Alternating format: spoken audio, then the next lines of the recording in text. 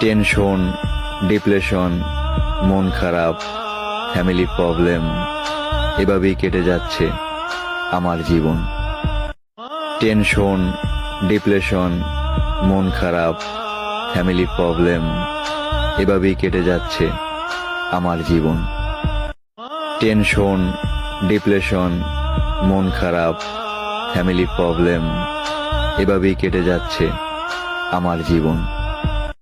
Tension, depression, মন খারাপ, family problem, এভাবেই কেটে যাচ্ছে আমার জীবন।